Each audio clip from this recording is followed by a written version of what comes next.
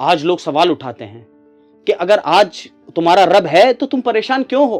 کیوں تمہاری ہر جگہ مساجدیں توڑی جا رہی ہیں؟ تمہارے مدارس ختم کیے جا رہے ہیں؟ دیکھو تو کیا فلسطین میں کیا ہو رہا ہے، ہمیں کھل کے اس طرح مدد نہیں ملتی خدا سے. کیوں تمہارے وجود پہ سوال ہوتا ہے، تمہاری زندگیوں پہ، تمہارے اعمال پہ، تمہارے ایمان پہ سوال ہوتا ہے؟ اگر خدا ہے تو تمہاری مدد کو کیوں نہیں آتا؟ اللہ کا بھی غلط نہیں ہو سکتا نا. ہاں اللہ کا بھی غلط نہیں ہو سکتا. یہ کون ہے؟ کیوں ایسا کیا تھا کہ خدا نے کربلا اولاد رسول کی مدد فرمائی؟ کیوں 900 سال پہلے ایک مرد مجاہد کے ذریعے پورے ہندوستان کی تقدیر پلٹ کے رکھ دی؟ آج وہ خدا کہاں چلا گیا؟ یہ سوال ہر فضا میں گونج رہا ہے.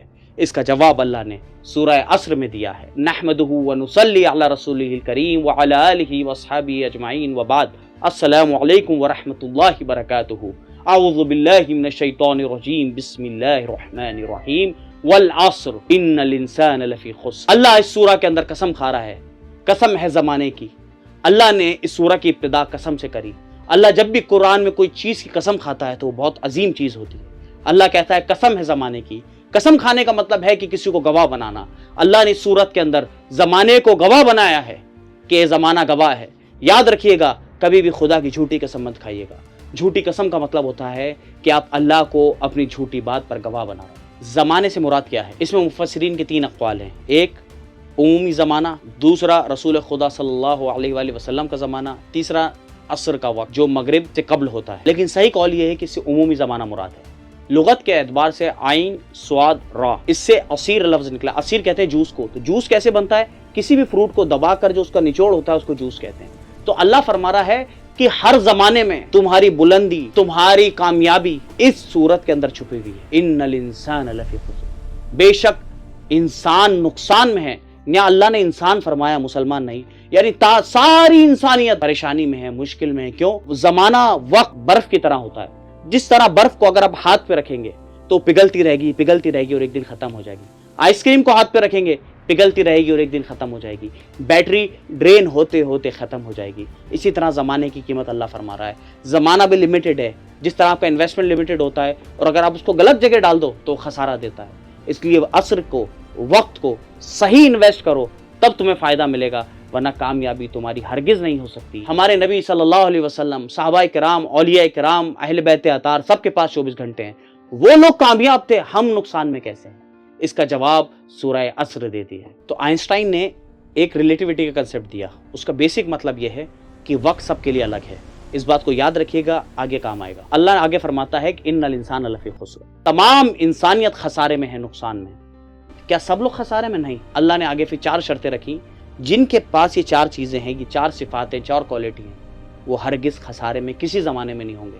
آگے فرماتا ہے اللہ الا الذین آمنوا وعملوا الصالحات. لیکن وہ لوگ جو ایمان لائے، پہلی شرط وعملوا الصالحات، جنہوں نے نیک اعمال کیے. اب یاد رکھنے کی بات یہ ہے کہ خالی ایمان لے کے آ جانا کامیابی نہیں ہے. اللہ نے کلیئر کر دیا ہے کہ ایمان کے ساتھ عمل صالحات بھی ہونے چاہیے. تو ایمان اور عمل صالحات کا رشتہ ایسا ہے کہ لازم اور ملزوم. یعنی کوا ہوگا تو کالا پن ہوگا، سورج ہوگا تو روشنی بھی ہوگی، اور ایمان ہوگا تو نیک اعمال بھی ہوں گے. تو یہ وہ 2 چیزیں لازم ملزوم کی طرح یہ الگ نہیں ہو سکتی. اگر آپ یہ توقع رکھتے ہیں کہ آپ بنا عمل کے ایمان والے ہیں تو یہ آپ کی غلط فہمی. تیسری چیز اللہ نے فرمائی وتواصوا بالحق.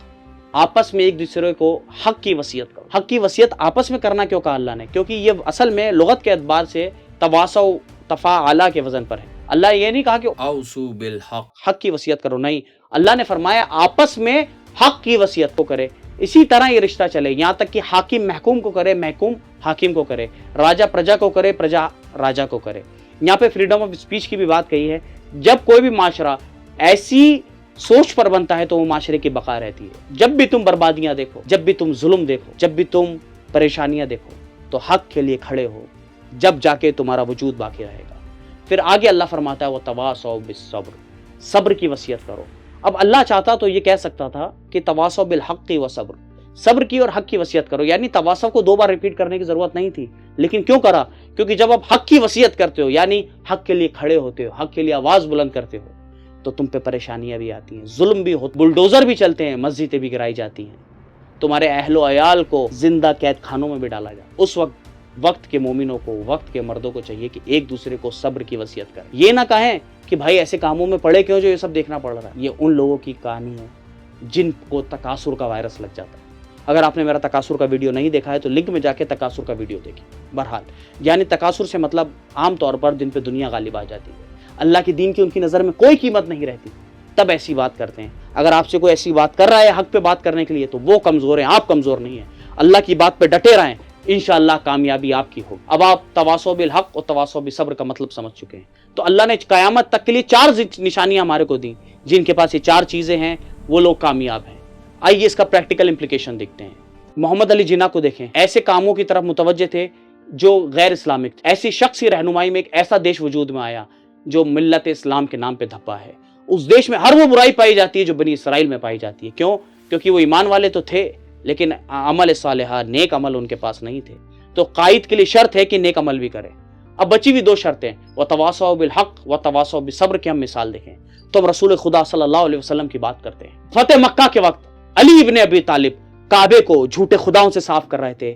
کسی ماں نے, کسی باپ نے وہ اولاد اس وقت ایسی نہیں پیدا کری تھی کہ علی ابن ابی طالب کا ہاتھ روک دے. کیوں؟ کیونکہ اس سے پہلے رسول خدا نے والعصر کا درس اپنے صحابیوں کو اور اہل بیت کو ایسا دیا تھا کہ انہوں نے ایک ایسا معاشرہ قائم کرا, ایک ایسی سوسائٹی قائم کری جہاں صرف حق اور حق تھا. اور وہ معاشرہ ایک دن میں قائم نہیں ہوا. اگر آپ مکے کے حالات دیکھیں گے, ہمارے نبی نے جو 13 سال کی زندگی گزاری, کتنے ظلم اور ستم اہل ایمان نے گزارے, اہل ایمان پہ کتنے ظلم و ستم ہوئے. اس کے بعد گھر چھوڑے, بار چھوڑے, اہل و عیال چھوڑی, بیویاں چھوڑی, دولت چھوڑی, مال چھوڑا, اور سب سے اعلیٰ اور سب سے بلند انہوں نے اللہ اور اس کے رسول کے عشق کو رکھا.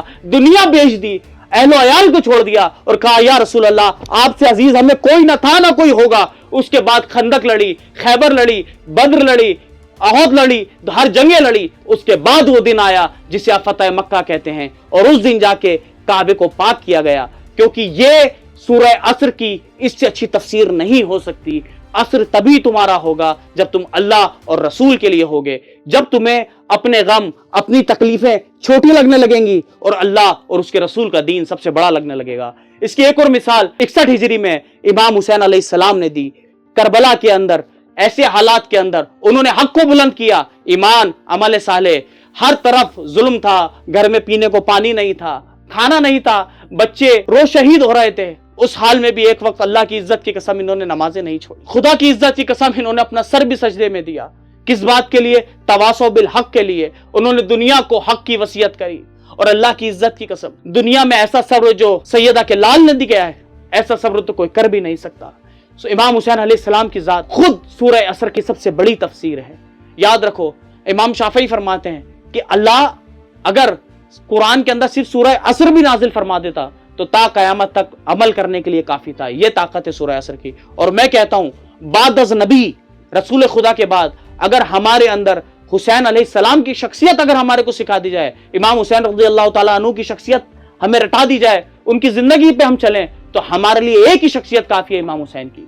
اس کی ایک اور مثال, آخری مثال حضرت خواجہ معین الدین حسن چشتی کی ہے. 900 سال پہلے اس سرزمین پر قدم رکھا اور اس سرزمین کو منور کر دیا.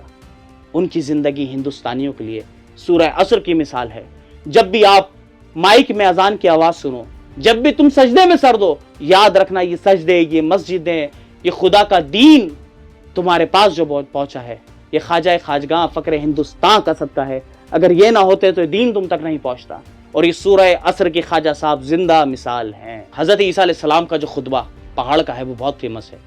اس میں آپ فرماتے ہیں کہ تنگ دروازے سے داخل ہو, کشادہ دروازوں سے داخل ہونے والوں کے راستے بھی کشادہ ہوتے ہیں اور وہ تباہی کے پاس لے کے جاتے ہیں, اور اس میں چلنے والے بھی زیادہ ہوتے ہیں. لیکن جو لوگ تنگ دروازوں سے داخل ہوتے ہیں ان میں چلنے والے بھی کم ہوتے ہیں. لیکن کامیابی انہی کو ملتی ہے جو تنگ دروازوں سے داخل ہو. کیا ہی خوب کہا ہے شاعر نے, وہ دریا ہی کیا جو صحرا کو رشک فردوس نہ بنا دے. یہ وہ ذاتیں تھیں جنہوں نے صحراؤں کو رشک فردوس بنا دیا. امام راضی فرماتے ہیں کہ جن کے پاس یہ 4 چیزیں ان کے نجات کے لیے کافی ہیں. اس لیے اللہ نے فرمایا ان اللہ لا یغیر ما بقوم حتی یغیروا ما بانفسہم. اللہ اس قوم کے حالات تب تک نہیں بدلتا جب تک وہ اپنے حالات خود نہ بدلے. حدیث میں ہے کہ جبرائیل امین کو اللہ نے کہا کہ فلاں گاؤں کو پلٹ دو, فلاں گاؤں کو تباہ کر دو. تو جبرائیل نے کہا اے میرے مولا, اس کے اندر تیرا وہ نیک بندہ بھی ہے جس نے کبھی تیرے احکام کے خلاف ورزی نہیں کری. اللہ کہتا ہے پھر بھی پلٹ دو, کیونکہ وہ اس نے ایمان تو لے کر آیا, عمل صالح بھی کرے, لیکن اس نے حق کی وصیت نہیں کری, دین کی بلندی کے لیے کچھ نہیں کیا, اور اللہ کا عذاب ان لوگوں پہ آ گیا نیک اعمال ہونے کے باوجود بھی. اور وہ گاؤں پورا کا پورا تباہ کر دیا گیا۔ تو یاد رکھیے، اگر آپ کسی بھی زمانے میں کامیابی چاہتے ہیں تو 4 شرطوں کے بنا کامیابی نہیں ہے۔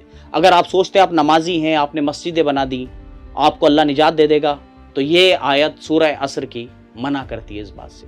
اللہ نے تا قیامت تک ایک فنڈامنٹل دے دیا، ایک بیسک پرنسپل دے دیا کہ جب تک تمہیں دین کی بلندی کی فکر نہیں ہے تم کامل مسلمان نہیں ہو۔ آج دور مسجدیں بنوانے کا نہیں، مسجدیں بچانے کا ہے۔ یہی پیغام سورہ عصر ہمیں دے رہی ہے کہ یہ تبھی ممکن ہو پائے گا جب ہمارے پاس ایسے انسٹیٹیوٹس ہوں، ایسے سکولز ہوں جہاں کا حافظ انجینئر بھی ہو، جہاں کا عالم ڈاکٹر بھی ہو، جہاں کا سائنٹسٹ مفتی بھی ہو۔ جب یہ دونوں اسٹریمز مرج ہو جائیں گی، اللہ کی عزت کی قسم ہم واپس اسی منصب پہ آ جائیں گے جو آج سے کچھ 1400 سال پہلے ہمارا منصب تھا۔ اللہ نے ہمیں حاکم پیدا کیا، بادشاہ پیدا کرا، ہم نے غلامیاں اپنے ہاتھوں سے خرید لی۔ اور یاد رکھیے، ویڈیو کے سٹارٹنگ میں نے بولا تھا کہ آئنسٹائن نے ریلیٹیوٹی کا کنسیپٹ دیا کہ وقت سب کے لیے الگ ہے۔ صلاح الدین ایوبی کے ذریعے اللہ نے بیت المقدس کو فتح کرایا۔ صلاح الدین ایوبی ایک غلام تھے۔ تو یاد رکھیے کہ اللہ کسی کے ساتھ بھی وقت کو کب پلٹ دے، دین کی خدمت کرا دے، نہیں معلوم۔